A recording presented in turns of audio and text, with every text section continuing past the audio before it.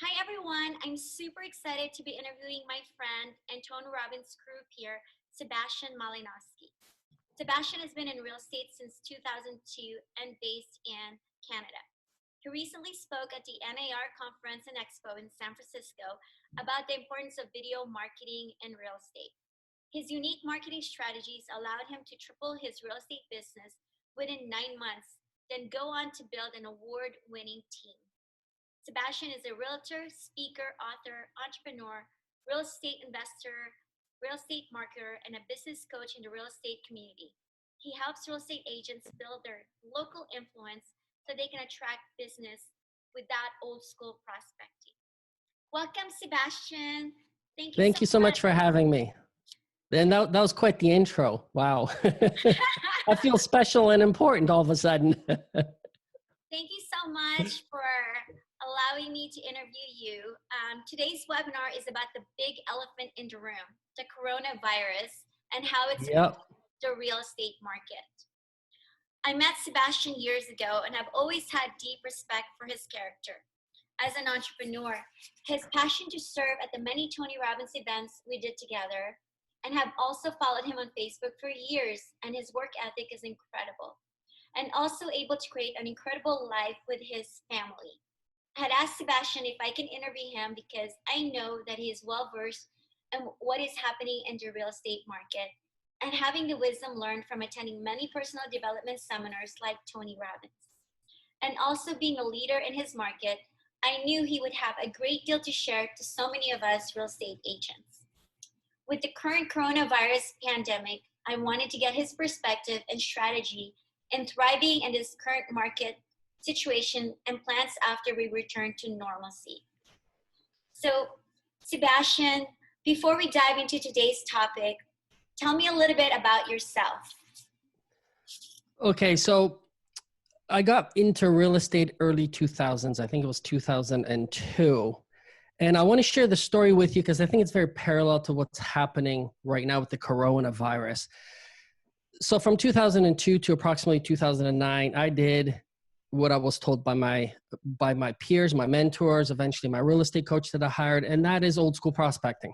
Pick up the phone, pick up a phone book, start dialing for dollars, deliver flyers, knock on doors, all this stuff. And I grew my business doing it that way. It was predominantly cold calling. I mean, I'm not a fan of door knocking, truthfully, because I just think it took too long. So I grew a really good business, a business that I was quite proud of. But then somewhere along the line, 2009, I got burnt out, really burnt out. And it coincided with the market having crashed, essentially, at that time. And at that moment, it was one of the worst experiences in my life because I literally lost everything. I had to dip into my savings. I grew a 6-figure debt. I had to sell my house. I had to look my wife in the eyes and say, honey, we have no money. And not only that, but we're out $100,000. And we had to think very quickly on our feet. And I pretty much made that happen. I grew a business and then I failed. Bottom line. But I didn't want to give up because real estate has always been in my blood ever since I was a little kid. I actually told my parents at the age of 9, when I grow up, I'm going to be a real estate agent. My dad turns to me and says, son, when you grow up, you're going to get a real job. But I eventually got my real estate license. And at that moment, I turned to my wife. We sold our house at that point in time. And I said, honey, I'm never going to give up. I'm never going to let this happen again. I'm going to figure out a way. And back then, 2009, because the market was on its way down, I didn't want to continue doing what I was doing, essentially old school prospecting. The public hates being called. I hated calling. I still hate calling. I hate prospecting old school way. So I took a bunch of marketing classes. We met at Tony Robbins. I poured a lot of money into my education in terms of marketing. I wanted to know, how is it that other companies are so successful and they don't do any cold calling? So that's why I started video marketing. And I picked a niche. And this is something that agents, from what I experience, most agents, They do not pick a niche. They want to be everything to everyone. And that's what I've been trying to do at that point in time. When I make a call, I don't know who I'm calling. I don't know if they're going to be buying or selling. So I decided, I did some research, and I noticed in my market over 50%, I think it was like 52 or 53% of the market, all the transactions were actually from first-time home buyers. So I said, perfect. The market, yes, it's dipped, but it didn't stop. It didn't disappear into thin air. People were still buying, people were still selling. So I took out the video camera and I started recording videos that spoke to first-time buyers in the worst time in real estate. And it didn't work in the beginning. I didn't know what I was doing. I started tweaking my message to the first-time buyers. And then the first lead came in, I think it was about maybe 2.5 months after I started doing video. And the email came in and it said, hey, Sebastian, I see your videos. Can you help me buy a home? And that was when the light bulb moment went off. The market's going down. I'm not prospecting old school way in terms of cold calling. And my first lead came in. Not only that, the email said, can we meet? And if you're too busy, I understand, could you, and this is the part of the email that really got to me. It says, could you refer me to somebody just like you? And I thought, wow, these videos are really starting to work. So they came into the office. There was no sales pitch. The conversation went like this. Hey, how are you? They said, hey, I'm great. When can we start? And that's when I started learning more about marketing and I started implementing more. And as a result, within 9 months, I tripled my business to a multi-six-figure business. I eventually had to hire an agent to help me with the leads. And I was shocked. I was surprised. I mean, I just wanted to survive. And it gave me the life that I've always wanted, multiple six figures. I actually worked half the amount of time because I wasn't spending time on the phone prospecting. I was creating videos, and these videos were out there. There were my marketing soldiers, if you will.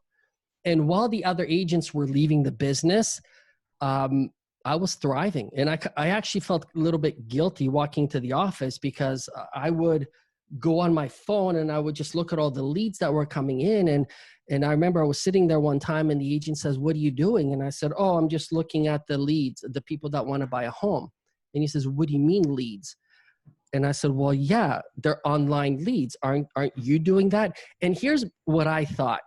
I thought every agent was doing this. And nobody was. They were still doing prospecting. YouTube was fairly new back then. I started creating videos and the leads started to come in the worst time, previous to now, the recession. So that's how I got started. And eventually I started getting noticed by other agents, broker owners, companies.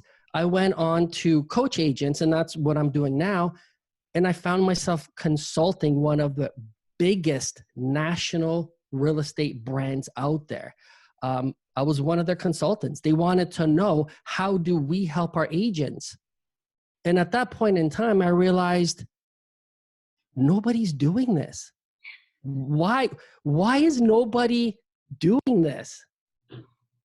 You know what I mean? So that's kind of, that's my history. That's where I came from. It was a roller coaster ride. It had its loops, its ups and its downs. Like I said, it was 2009 or 2010, around that time was the worst time of my life. But thinking back to it, it was one of the best because I was forced to learn how to market during a recession. That's so perfect in this time because I feel like the news, the media, that's what they're saying, that there might be the biggest real estate crash after we get out of this coronavirus pandemic lockdown. And so I wanted to ask, so where do we start? Like, what is the first thing we should be doing? So it hasn't changed since the last crash from 2009. And I'll walk you through what I did. The media has a way of being extremely negative. They're not going to sell advertising spots when everything is hunky-dory.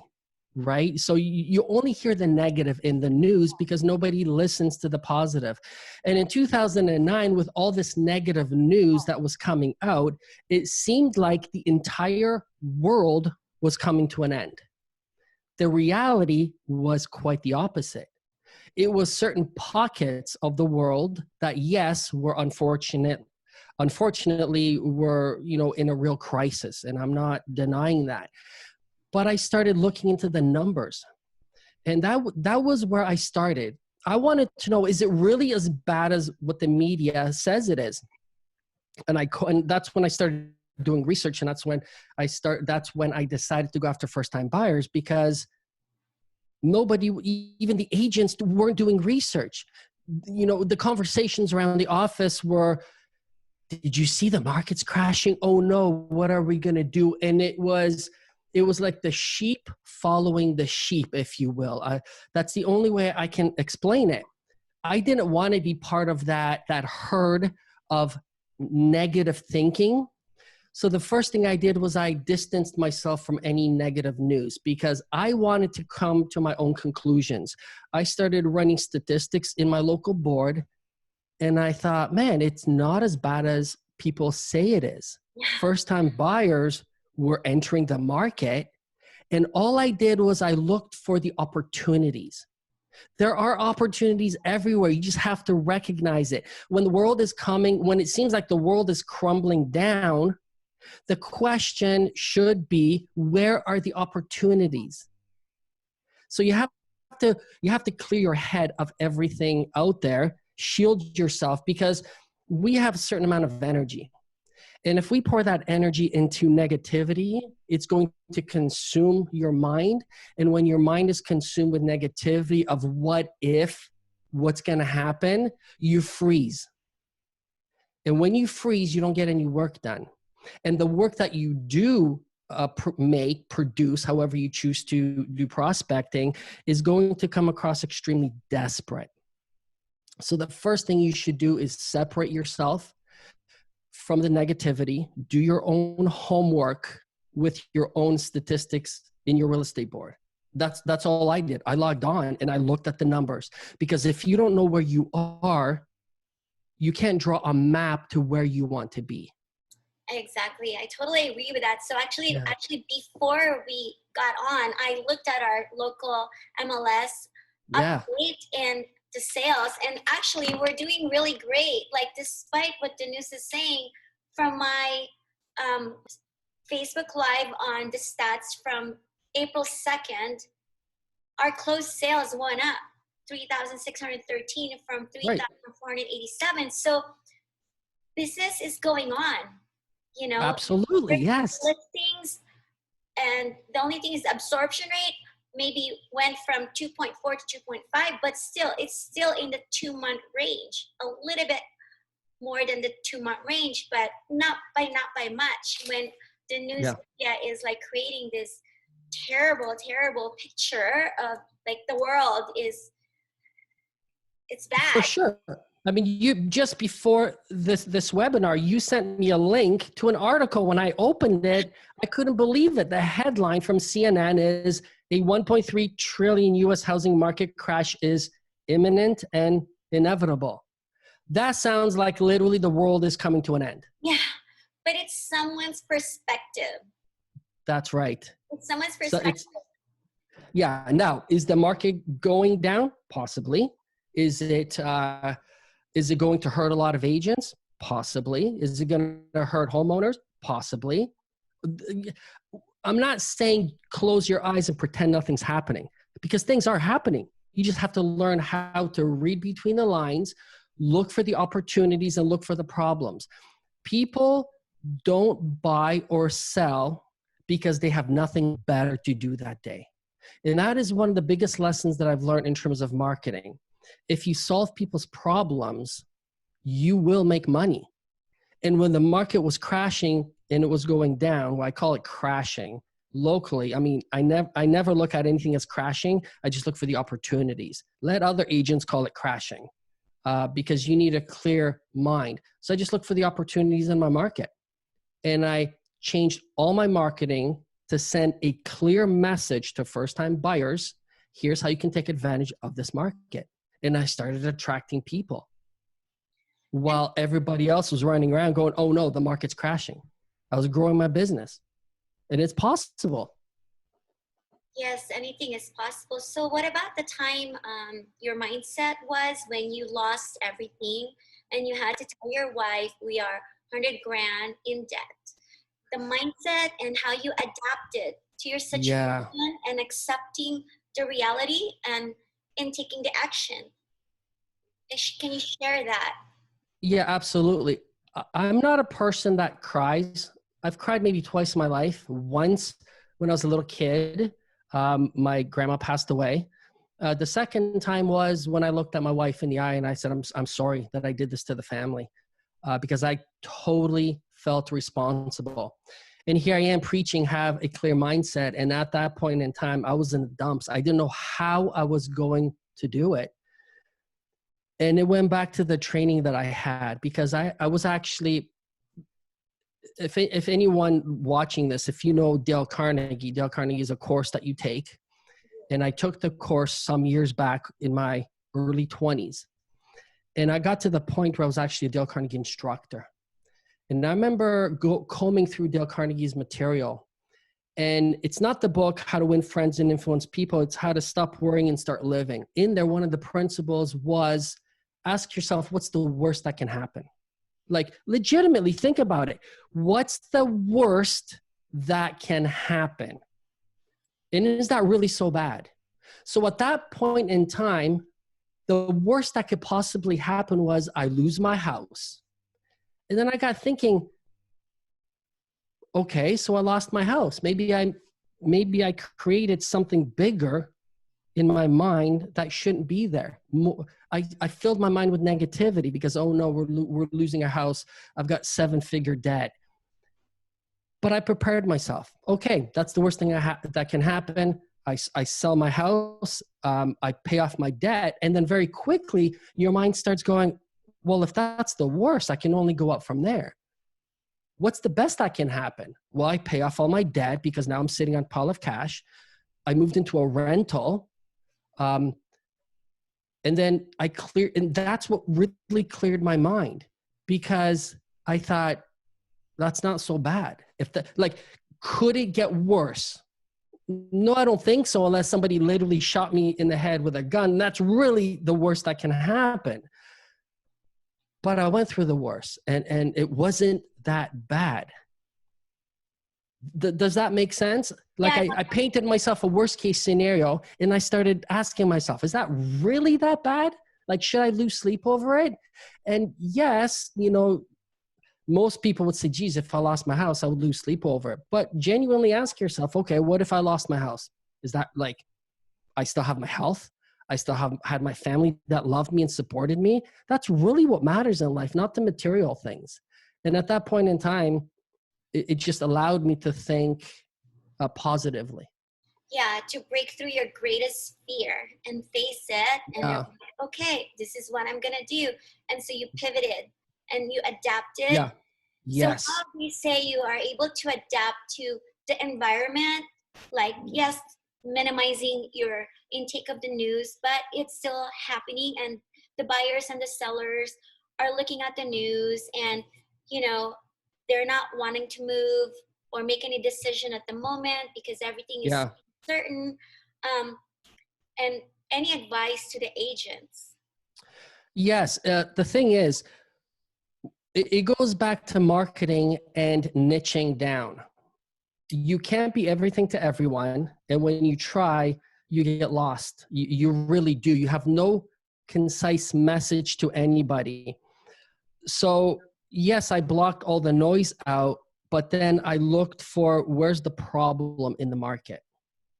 And the problem was, yes, the home value started going down. Yes, people weren't selling as often. The leads that agents had were drying up, but first-time buyers were still around.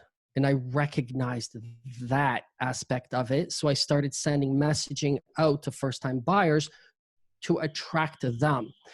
And the messaging has to be very specific, because in this marketplace, look for the opportunity. And the opportunity is not the same in every local market. So that's why I can't just give you a specific and say, focus on buyers, focus on sellers. Because you can focus on buyers or sellers and be successful. The question is, who do you want to work with? So let's say you're focusing on sellers. I'll do an example about sellers because I did first-time buyer market, but let's focus on sellers.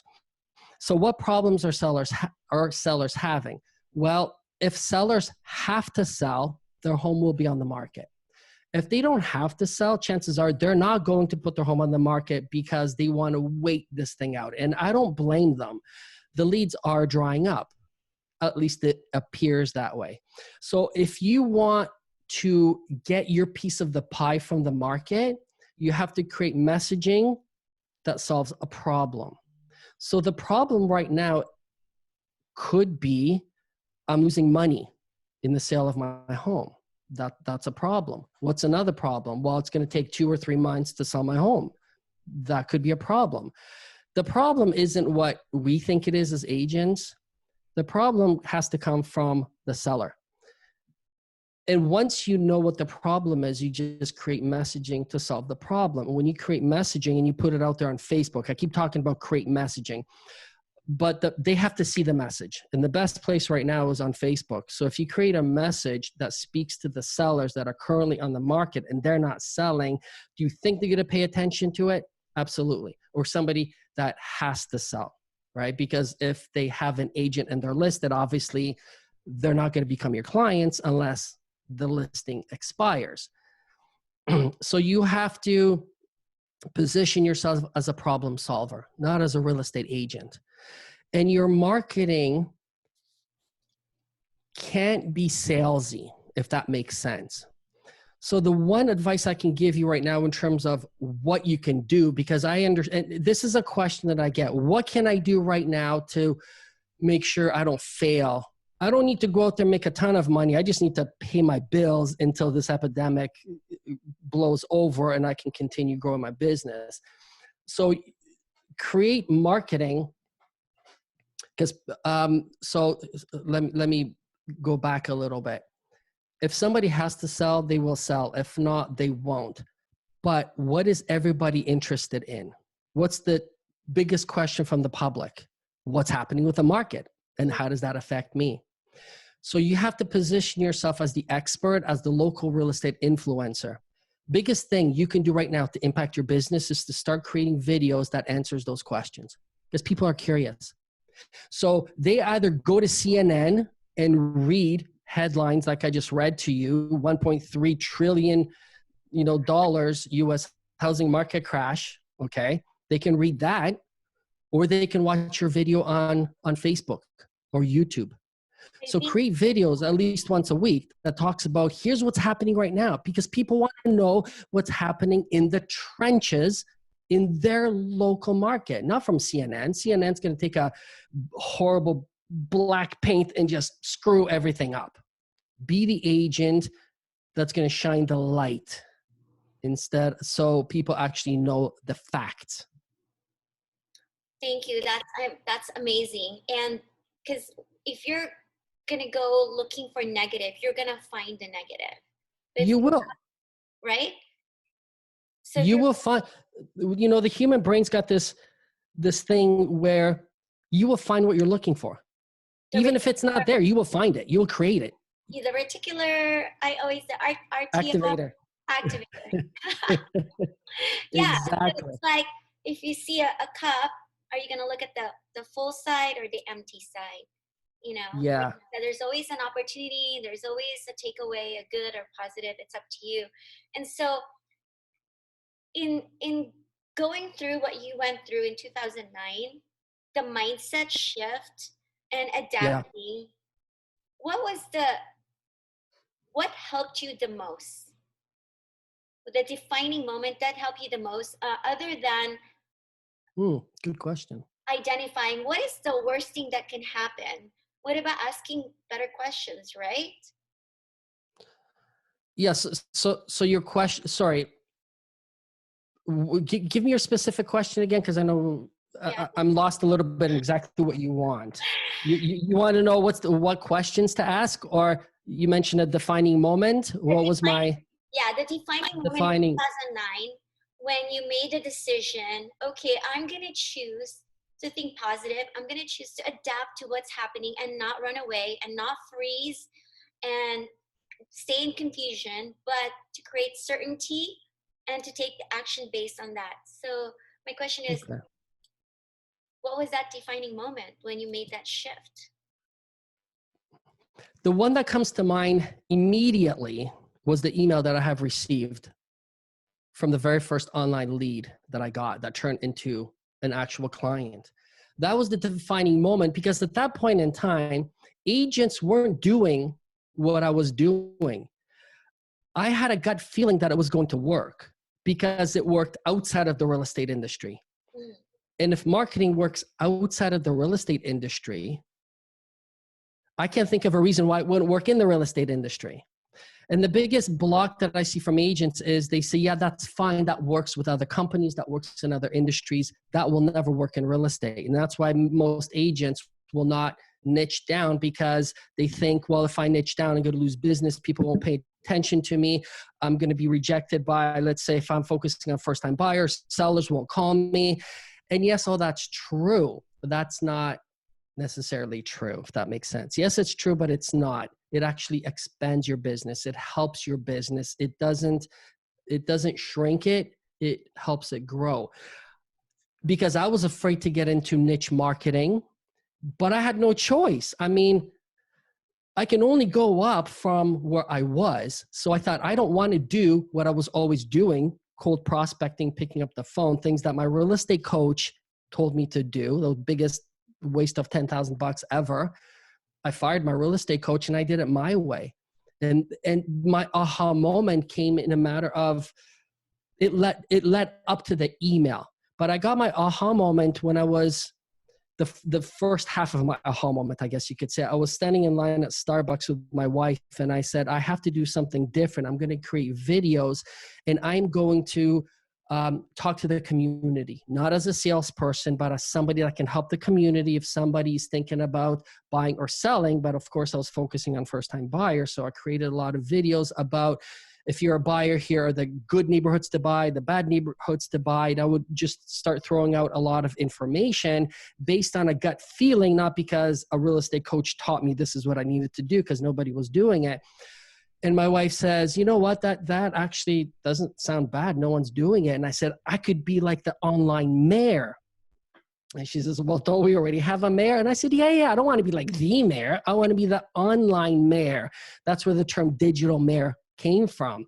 Gary Vaynerchuk spoke about the term digital mayor some years after I was already implementing it and doing it. But back then, the word digital really wasn't popular or famous. So I just called myself the online mayor. And my wife says, I think you're onto something. So I started creating those videos. So that was the first half of my aha moment, standing in line, looking out through the Starbucks glass window, thinking, I live in an incredible neighborhood, but nobody's documenting it. I'm going to do it. And then when the email came in from that first-time buyer, it showed me that what I was doing was working. And that was the conclusion, the second half of my aha moment. And from that point on, I just doubled down to create more videos for first-time buyers. I also shut myself away from the agents. I started working from home because I didn't want to listen to what they were doing, because a lot of agents actually in the beginning, believe it or not, were looking at me going, this stuff's never going to work. My own real estate coach that I hired, paid top dollar for, she says, it will never work. Like, this is a big company. I'm not going to reveal who the company is, but they're a huge real estate coaching organization. And my coach said, this isn't going to work. So I fired my coach and just listened to my gut feeling. It did take a little bit of patience, because when I released a video, yes, I wanted for it to work right away. But the reality is you've got to get better at creating content. You've got to get better at making videos. My mom was the only one watching them at that point in time. but to answer, but then it started to catch on because people were sharing my videos, and the phone call started, the email, it all started with that original email. So that was my aha moment. It was like a 2-part aha moment. Does that make sense? Yeah, no, that's great. So now I want